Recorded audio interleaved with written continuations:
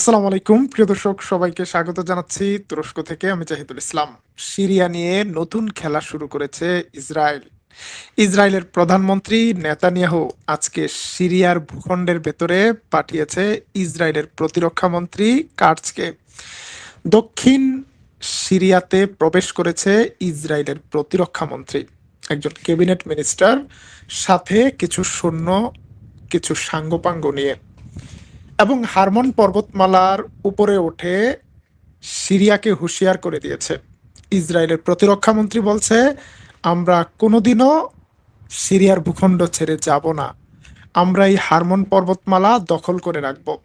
এখান থেকে দামেস্ক মাত্র ৩৫ কিলোমিটার দূরে।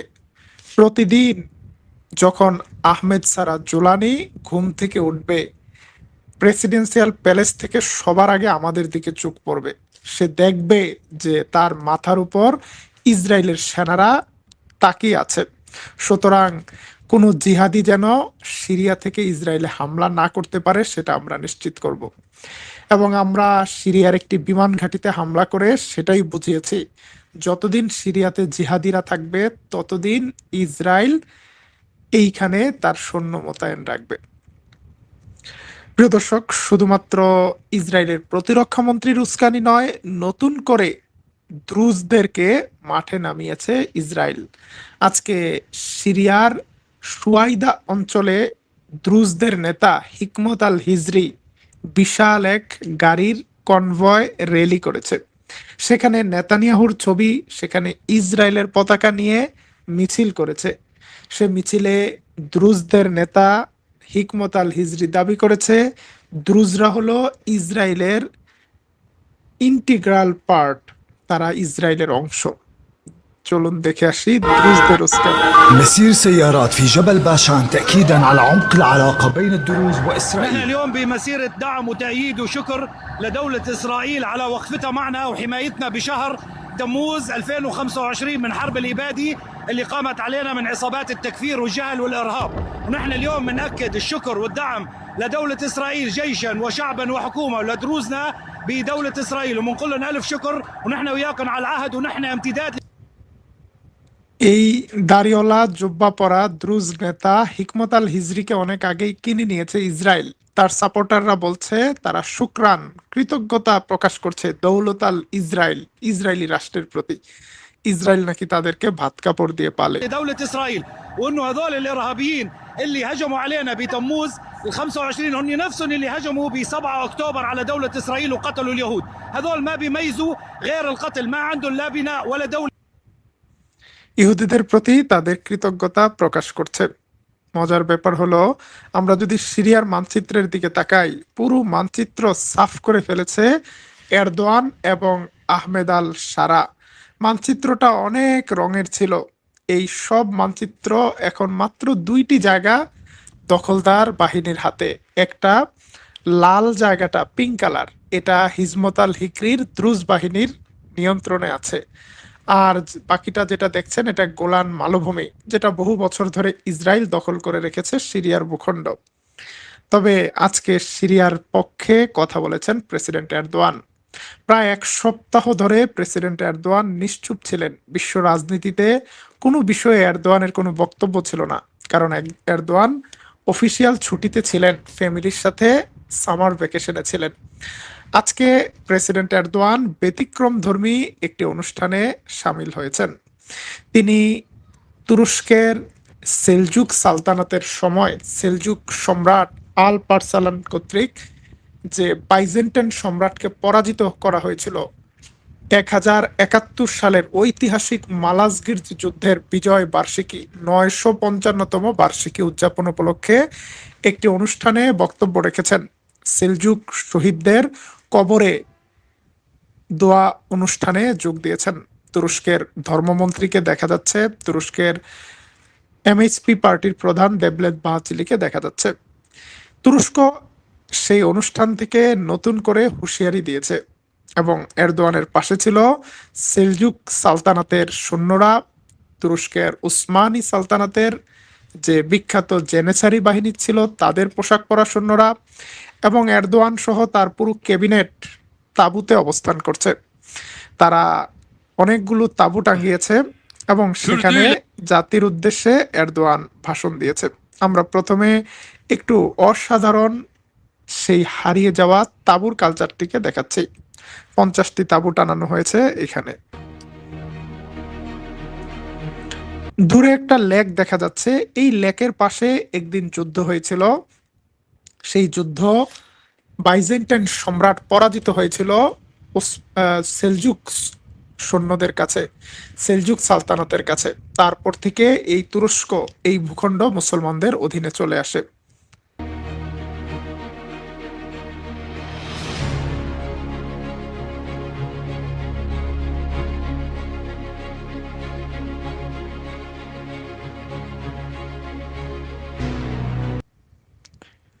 প্রেসিডেন্ট এরদোয়ান বলেন, তুর্কি, কুর্দি, আরব সকল মুসলমানদেরকে নিয়ে আমরা ভাই ভাই হয়ে এখানে একদিন যুদ্ধের জন্য সমবেত হয়েছিলাম।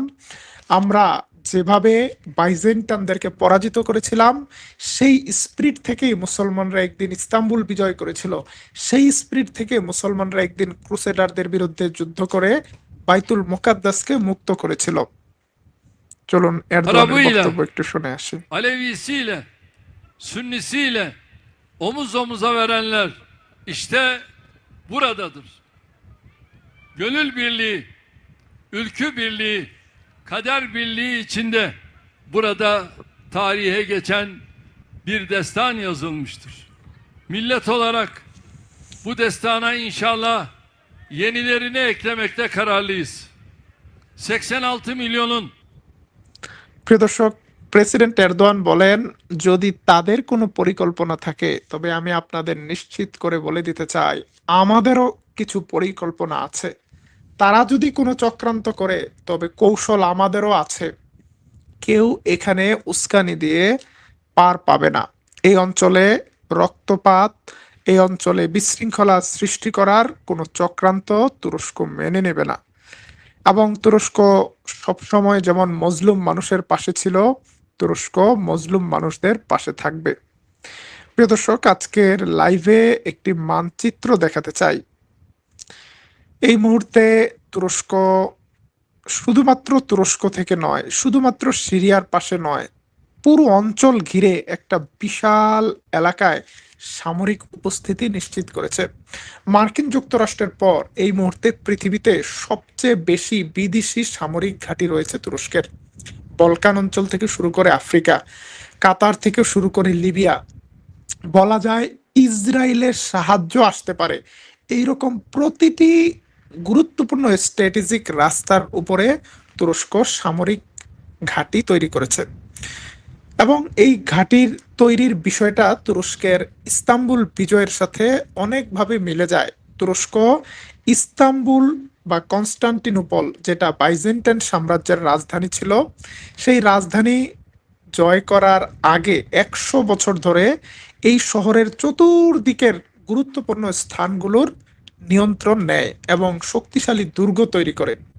এমন একটা সময় তুরস্ক ইস্তাম্বুলে আক্রমণ করে যখন আর কোনো দিক থেকে ইস্তাম্বুল বিদেশি শক্তির কাছ থেকে, বিদেশি মিত্রদের কাছ থেকে সহযোগিতা না পেতে পারে। আজকের এই মানচিত্রটি যদি ভালো করে দেখেন, কোনো এক সময় দেখা যাবে যে সোমালিয়া, ইয়েমেন এই অঞ্চলের জলপথ বন্ধ করলে এদিক থেকে কোনো সাহায্য আসবে না। লিবিয়ার কাছ থেকে জলপথ বন্ধ করে দিলে আমেরিকার কোনো সাহায্য এদিকে আসতে পারবে না। এদিকে হরমুজ প্রণালী তুরস্কের নিজেদের নিয়ন্ত্রণে আছে। তুরস্ক সিরিয়াতে সৈন্য পাঠিয়েছে, তুরস্কের সৈন্য আছে লেবাননে। তুরস্ক জর্ডানের সৈন্য মোতায়েনের বিষয়ে আলোচনা করছে। তুরস্ক আলোচনা করছে মিশরকে মক্কা এগ্রিমেন্টে যুক্ত করতে। একটা পার্মানেন্ট সলিউশন করার জন্য, মধ্যপ্রাচ্যের প্রবলেমের একটা পার্মানেন্ট সলিউশন করার জন্য একটা দীর্ঘমেয়াদী পরিকল্পনা নিয়ে এগুচ্ছে। এই অঞ্চলে অনেক বড় একটি যুদ্ধের মাধ্যমে 1917 সালে উসমানী সালতানাতকে ভেঙে টুকরো টুকরো করে দেয়া হয়েছিল। মুসলমান শহরগুলোকে ছিন্ন বিচ্ছিন্ন করে ফেলা হয়েছিল এবং এই ছিন্ন বিচ্ছিন্ন মুসলমানদেরকে আবারও একসাথে করার একটা নতুন উদ্যোগ নেওয়া হয়েছে। এখানে একটা নয়, দুটো উদ্যোগ আছে। একটা উদ্যোগের নাম মক্কা এগ্রিমেন্ট। এটাতে 3টি দেশ এসেছে, আরো কয়েকটি দেশ যুক্ত হওয়ার ব্যাপারে আলোচনা করছে। আরেকটা উদ্যোগ নিয়ে আলোচনা হচ্ছে, যেখানে ইরানকে সাথে নিয়ে মুসলিম বিশ্ব আরেকটা জোট করবে। ইরানের পক্ষ থেকে এই কথাটি বলা হয়েছে যে একটি নতুন আঞ্চলিক জোট তৈরির ব্যাপারে আলোচনা হয়েছে ইরানের সাথে, তবে সেটা মক্কা এগ্রিমেন্ট নয়। আমাদের একজন দর্শক প্রশ্ন করেছেন, জাহিদ ভাই, বাংলাদেশ যদি মক্কা চুক্তিতে যোগ দেয় তাহলে পাকিস্তান, তুরস্ক, সৌদি আরব কি বাংলাদেশকে ভারতের আগ্রাসন থেকে সুরক্ষা দিতে পারবে? এক নাম্বার কথা হলো যে বাংলাদেশ মোটেও কোনো দুর্বল দেশ নয় যে আমাদেরকে কারো প্রোটেকশন লাগবে। বাংলাদেশ 18 কোটির মানুষের একটা দেশ। পৃথিবীতে 18 কোটি মানুষ আছে, এমন জনসংখ্যা খুব কম মানুষের আছে। এবং আমাদের চারপাশে যারা আছে তারা দুর্বল জাতি। নাম্বার টু, বাংলাদেশ যদি মক্কা এগ্রিমেন্টে যোগদান করে, বাংলাদেশ চাইলে তখন পাকিস্তান তার মিসাইল, তার পারমাণবিক প্রোটেকশন আমাদেরকে দিতে পারবে। তুরস্ক তার লেটেস্ট টেকনোলজির বিভিন্ন ইলেকট্রনিক ওয়ারফেয়ার সিস্টেম বাংলাদেশে মোতায়েন করতে পারবে, যখন শত্রুর সিস্টেমগুলো অন্ধ হয়ে যাবে, কাজ করবে না, বিকল হয়ে যাবে। আমাদের শিলিগুড়ি করিডোরের কাছে, আমাদের রংপুর দিনাজপুর সীমান্তে যারা S-400 মোতায়েন করেছে, S-400 অন্ধ হয়ে যাবে, কানা হয়ে যাবে। ঠিক যেমনটা কাশ্মীর ফ্রন্টে তুরস্কের করকুত ইলেকট্রনিক ওয়ারফেয়ার সিস্টেম চালু করাতে ভারতের S-400 অন্ধ হয়ে গিয়েছিল। সুতরাং আমাদের একটা বড় আঞ্চলিক মিত্র হিসেবে মক্কা জোটে যোগ দেওয়া উচিত এবং চীনের সাথে আমাদের সম্পর্ক বৃদ্ধি করা উচিত। আমরা যদি মক্কা এগ্রিমেন্টে যোগ দিতে পারি তাহলে আমরা একটা এমন হোলিস্টিক অ্যালায়েন্সের ভিতরে চলে যাব যেটা মুসলিম বিশ্বের ন্যাটো হতে যাচ্ছে। কোনো দেশের সাথে যুদ্ধ নয়, বরং যুদ্ধ ঠেকিয়ে রাখা, যুদ্ধ থেকে নিজেদেরকে বাঁচিয়ে রাখা জন্য এই জোট হতে পারে আমাদের জন্য একটা গেম চেঞ্জিং বিষয়। বাংলাদেশ সরকার এখন পর্যন্ত মক্কা এগ্রিমেন্টের ব্যাপারে আহ, ইতিবাচক, এবং বাংলাদেশ সরকার চীনের সাথে J-10C ফাইটার জেট সংগ্রহ করার ব্যাপারে একটি ড্রাফট রেডি করেছে বলে আমরা সংবাদ পেয়েছি। এইমাত্র আমি এই কথাটা বললাম, আমার দেশ পত্রিকার সূত্রে আমরা জানতে পেরেছি বাংলাদেশ সরকার একটি ড্রাফট রেডি করেছে, অর্থাৎ আলোচনা চলছে। আমাদের একজন দর্শক কমেন্টে লিখেছেন, বাংলাদেশ বিশ্বের 36তম সেনাবাহিনী বা এরকম এইসব র্যাঙ্কিং এর অনেক রকম ব্যাখ্যা আছে। বাংলাদেশের মিলিটারি বিভিন্ন ওয়ার্ল্ড ফায়ার পাওয়ারে হয়তো 36তম দেখিয়েছে। এখানে বাংলাদেশের মিলিটারি বাজেট কত, বিভিন্ন জিনিস, কিন্তু আমি মনে করি না এটা একটা এক্সাক্ট এবং একুরেট র্যাঙ্কিং। বাংলাদেশ সেনাবাহিনী অনেক দিকে পৃথিবীর টপ আর্মির যোগ্যতা সম্পন্ন একটি আর্মি। বাংলাদেশের combat experience, combat capacity, combat capability কোনো অংশেই মার্কিন সেনাদের তুলনায়, ফ্রান্সের, জার্মান সেনাদের তুলনায় কম নয়। এবং আমাদের অনেক স্ট্র্যাটেজিক পজিশনে আমাদের সেনাবাহিনীর অবস্থান রয়েছে। সুতরাং এইসব ওয়ার্ল্ড পাওয়ার ফায়ার দিয়ে কোনো লাভ নেই। আপনি যদি এই র্যাঙ্কিংয়ে যান দেখবেন যে ভারতের সেনাবাহিনী ওয়ার্ল্ডের মধ্যে সম্ভবত টপ 3 বা 4, কিন্তু আপনি দেখবেন যে সারা বিশ্বে মোদির সেনাবাহিনীর কোনো প্রভাব নেই। ভারতের সেনাবাহিনী শত্রুর বিরুদ্ধে জয়লাভ করেছে এমন রেকর্ড খুব কম। পাকিস্তানের কাছে গেলে মার খায়, চীনের কাছে গেলে মার খায়, বাংলাদেশের বিডিআর এর কাছে মার খেয়ে গেছে ভারতের বিএসএফ। সুতরাং এসব এই 13 লক্ষ আর্মি পালা, রেফ রাইড করা, এইসব র্যাঙ্কিং দিয়ে যে সবকিছু হয় এমন না। আত্মবিশ্বাসী থাকেন, বাংলাদেশের সেনাবাহিনী বাংলাদেশকে ডিফেন্ড করতে যথেষ্ট শক্তিশালী এবং তাদের পেছনে বাংলাদেশের জনগণ রয়েছে। ইনশাল্লাহ আমাদের ভূখণ্ডের দিকে কারো বদনজর পড়ার সুযোগ নেই। প্রিয় দর্শক, আমরা লাইভের শেষ দিকে ইরান সংক্রান্ত একটি সংবাদ দেব। ইরানের বিরুদ্ধে নতুন করে অর্থনৈতিক একটা অপারেশনের ঘোষণা দিয়েছে মার্কিন অর্থমন্ত্রী। ইরানের সব ধরনের অর্থনৈতিক লাইফলাইন বন্ধ করে দেওয়ার একটা পরিকল্পনা নিয়েছে। সেই জায়গায় সেই জায়গায় ইরানের পক্ষ থেকে ঘোষণা দেওয়া হয়েছে তারা 2 বছর ধরে, আগামী 2 বছর ধরে আমেরিকার নিষেধাজ্ঞা কিভাবে পাশ কাটাবে সেই ধরনের প্রস্তুতি, পরিকল্পনা, পলিসি গ্রহণ করেছে। তারা বলছে নিষেধাজ্ঞা এড়ানোর কৌশল ইরানের জানা আছে, কারণ ইরান বিগত কয়েক দশক ধরেই কিন্তু আমেরিকার নিষেধাজ্ঞা এড়িয়ে চলছে। তাদের অনেক চোরাগুপ্তা পথ জানা আছে। সুতরাং এইসব নিষেধাজ্ঞা দিয়ে খুব একটা কাজ হবে না। এদিকে হরমুজ প্রণালী নিয়ে পাল্টাপাল্টি দাবি করছে ইরান এবং আমেরিকা।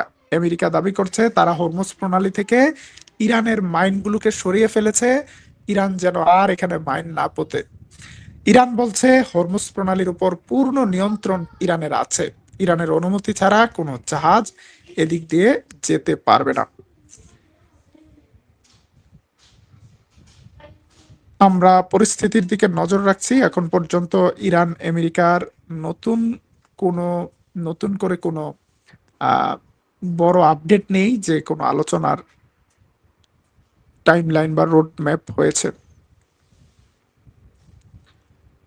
পার্বত্য চট্টগ্রামে সরকারের নজরদারি করা উচিত। সরকারের যথেষ্ট নজর আছে পার্বত্য চট্টগ্রামে। পার্বত্য চট্টগ্রামের স্বাধীনতা, সার্বভৌমত্ব রক্ষা করার জন্য আহ সরকার, গোয়েন্দা বাহিনী সজাগ রয়েছে। প্রিয় দর্শক, আমরা আজকের লাইভটি আর বড় করতে চাইছি না। নেতানিয়াহু আগামী নির্বাচনে একটা বড় ধরনের ভরাডুবির দিকে যাচ্ছে।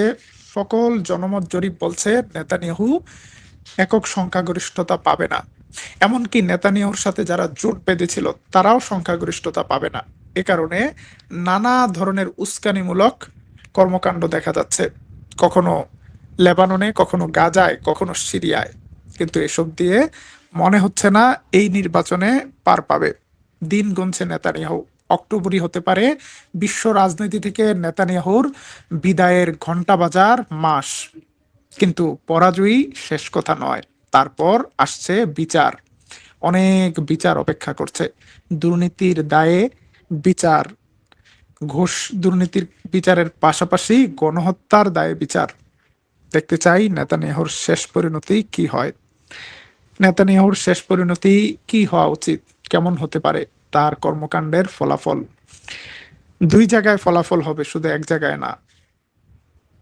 গাজা যুদ্ধে প্রায় 1 লক্ষ মানুষ মারা গিয়েছে, তার বিচার কি হতে পারে দুনিয়ায়। আখেরাতের বিচার আছে, কিন্তু তারপরেও দুনিয়াতেও একটা না একটা বিচার হবে। দেখা যাক পরিস্থিতি কোন দিকে যায়। মধ্যপ্রাচ্যের, তুরস্কের, ইরানের সর্বশেষ সংবাদ জানতে চোখ রাখুন তুর্কিপিডিয়া নিউজে। তুরস্ক থেকে সবাইকে সালাম জানিয়ে শেষ করছি আমাদের আজকের লাইভ।